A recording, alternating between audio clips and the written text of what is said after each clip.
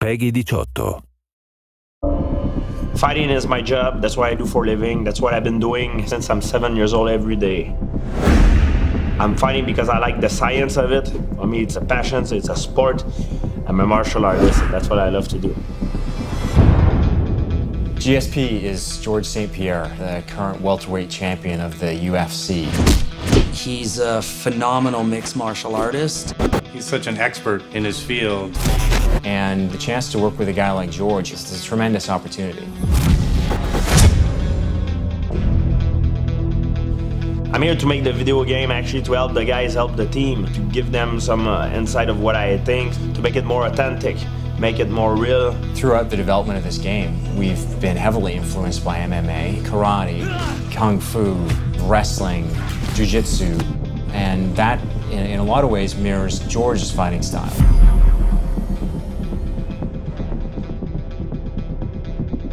We took George through the story of the game, the characters, the world itself, and then got into the fighting. The fighting scene are so realistic, it's like the real thing, you know? I like the way the transition between the striking and the takedown is done. It's very fluid. Anything that glows red when you've got a character grappled is a piece of the environment that you can use. So you can use a chair, you can take your opponent and throw him in a, in a fish tank or in a grinder. He wanted to get his hands on the game. You know, he almost kind of wanted to take the controls from Mike and play himself. It was like the dark side of George wanted to bust loose. Like me, when I play video game, I like to be a villain. In life, I'm a good person, but when I play, I'm like the most evil person I can be. And then we brought in Liberty Walker and Soda Yoyama, two guys who've been key to the development of our fighting and our locomotion. And the great thing about these guys meeting George is that Soda and Liberty are both fighters themselves. Whenever we are trying to implement some new moves, we get up, start throwing the punches, then see how it feels. So we would often work through what worked mechanically from our martial arts background, trying to keep with more believable moves. Soda and Liberty are very committed in what they do. They're very meticulous in their work. So Soda, you want to bring up on your end like the jump kick?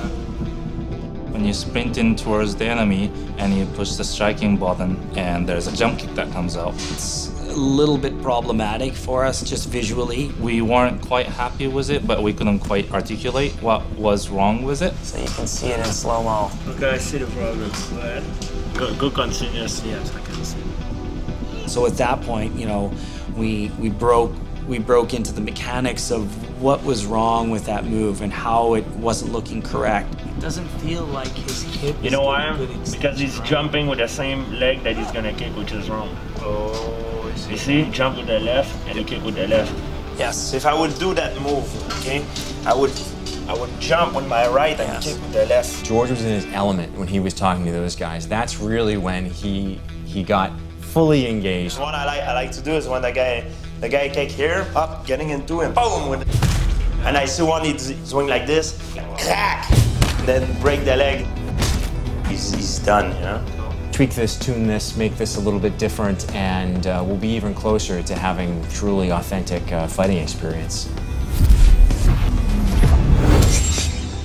We talked a little bit about the flying punch. It's one of my favorite moves in the fighting, but I've learned new version of it and new ways to apply it. You know, the one I use with my front end that everybody knows, and I like to combine it with the leg kick. I'm not watching it with the leg. So I'm here, you go with the front, and then you finish with the kick this side. And the other one is the same thing, so I fake it, up, and I finish with the kick as well. Nice. It's like a combination, you know, you end up, papa, with the kick. Here, and that's it. Nice. Wow. So even if you're not actually making contact, right? When you're actually working him back, he's on the defensive. You can pin him down. Exactly. And then he's moving, but now you're in. His attention's up here. Yeah. And you're in kicking range. So that's almost guaranteed, right? Exactly. That's because he doesn't see what is coming. You block it. You block his vision high. So he try to protect high. Then you cut the leg. You know. That's when it works the most efficiently. Yeah, definitely. He helped us refine the flying punch in the animation, and then we implemented in our game. You guys did a great job, like seriously. Maybe he can pick up the control and try out the GSP. Try it out, yeah. If you want to fight multiple guys, I can give you 3 or 4 guys. Yeah, send me another one. Yeah, there you go. Oh, you know what? Can you guys give me a little bit more? I think he's dead. Oh, can I have another guy? I just killed this one. Okay, well, do you want maybe 2 more guys? And gave him 2 more guys. And he goes, no, like, I want more. How many can you put on this? And you do like their matrix, like.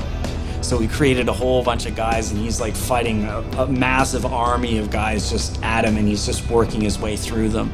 George absolutely helped us take the game to, I think, just another level. Having a guy who really embodies what MMA is today come in and actually help us tweak up our fighting, which is really the cornerstone of the gameplay experience. Doing more and more stuff like that is crucial for game development, and actually getting to meet the experts in the field and the people who really live that lifestyle and understand that lifestyle. And the fact that we actually have stuff in the game that's representative of him. Oh, my fighting choice. You got it, man. The main thing about it, the reason why we play game is to entertain ourselves, to have fun.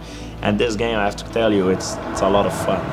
Oh, that's a murderous rampage. Hey, die, everyone. In many ways, I think he's just as dangerous on the road as he is in the ring.